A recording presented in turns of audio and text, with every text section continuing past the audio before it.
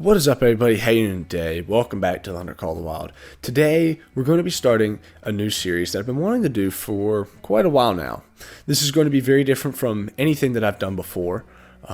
With the fairly recent, I say fairly recent, it's been a month and a half or so, but with the fairly recent release of the Emerald Coast, many of y'all are probably looking at the DLC and wondering, is it worth my money? It's $8. Do I really want to spend $8 on a map? Because you can also play these maps in multiplayer without having to buy the individual reserves. However, today we'll be taking an in-depth look at the DLC, rating different aspects of the map, and deciding whether or not the Emerald Coast is a DLC that you should spend your money on, or if you should just hunt it in multiplayer. In order to properly rate the DLCs, I've devised a system of categories and points to assess each one. For maps, there are 13 categories used to rank each individual reserve. Points are awarded in each category, and maps are scored out of 100 in the end to give you the best idea of, how good the map actually is. I will explain the categories and my reasoning for each score as we go along through each one during this video.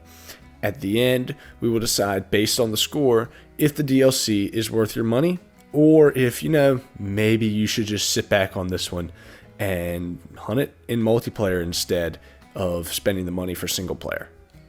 Alright, so with all that out of the way, let's dive right into this.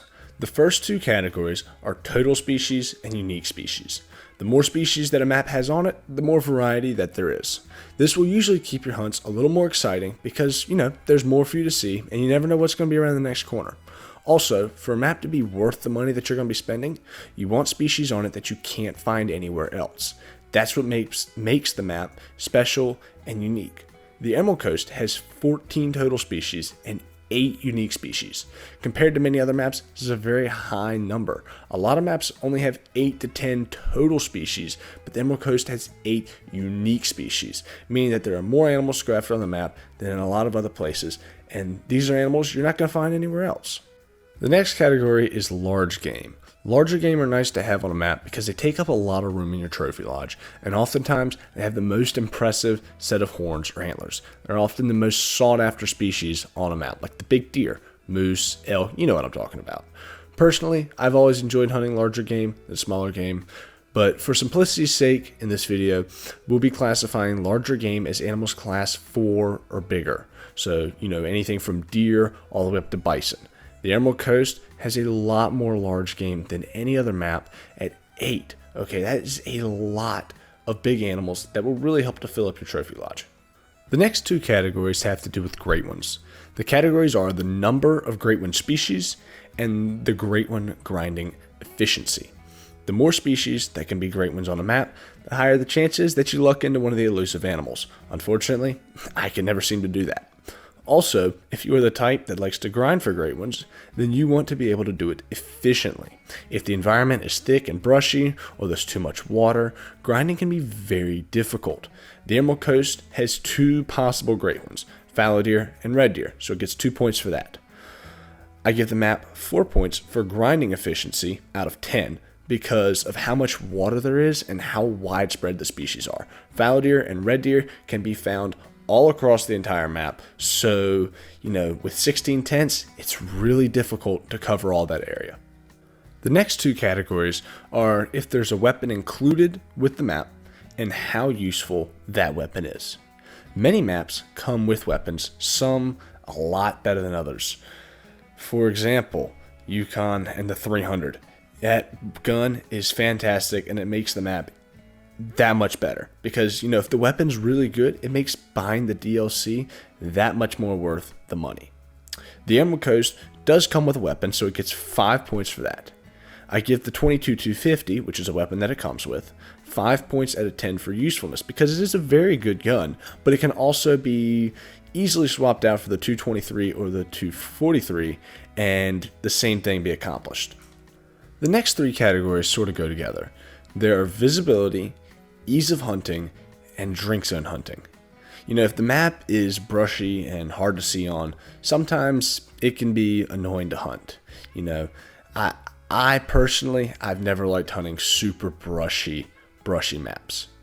Some people prefer really challenging maps to hunt, but if you just want to relax and enjoy something a little less difficult, then you don't want it to be too challenging. A little challenge is good, but you don't want it to be too hard. And also, we all know that drink zones are the most consistent place to find animals. However, if the drink zones are very difficult to hunt, it can become difficult to find what you're looking for.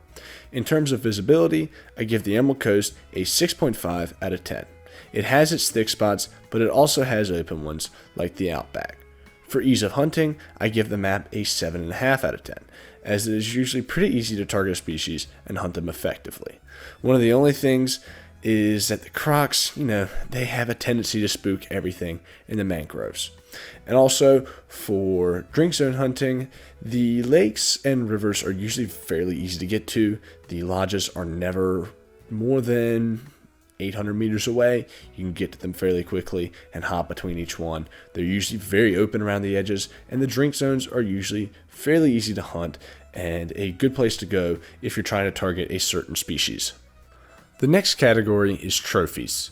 If you spend the money on the map, you want to make sure you're going to find something good, right? This category is all about how likely it is that you will find something noteworthy to, put in your lodge. I give this map a 6 out of 10. It is very likely that you'll find something good, but it is just as likely that it will troll you. As Old Man Rum said, a better name for the map might be Trollstralia, just because it's all you find.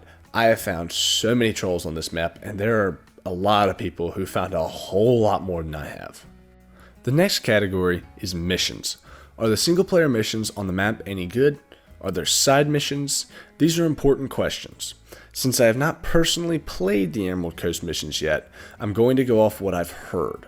I've heard that they weren't bad, but maybe they also were not the best. They probably could have been done a little bit better. And with that being said, I will give them a 6 out of 10.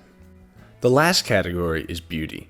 When I open up the map, I want to say, wow, this is a really good looking map. It's beautiful. I want color. I want it to look real. Okay, I want these maps to look good. They should. I'm spending $8 on it. It should look really nice. For the Emerald Coast, I give it a 7 out of 10. The map, it does look fantastic, especially on the coast. The colors are nice, especially at sunset and sunrise. It may not be the most beautiful, but it's definitely not dull, and it's definitely on the higher end of the list. Well guys, that's it. After adding up all the points, I'll have to give the Emerald Coast an 87 out of 100. Overall, this is a fantastic map, and it's a lot of fun to hunt. There's never a dull moment. If you've been attacked by a kangaroo, you know exactly what I mean. So, the big question, is the map worth the money? I would personally have to say so. Even if I hadn't bought it for YouTube, I probably would have gotten it anyway just for myself. So, it's a very good map, and I hope you all enjoy it if you do decide to get it. With that said, I hope you all enjoyed the video. I hope that it was, extremely helpful in your decision-making process. Let me know what you think down in the comments below. And if you'd like to see more like this, be sure to like the video and subscribe so you don't miss another. With that said, hope you have a wonderful rest of your day, and I will see you next time.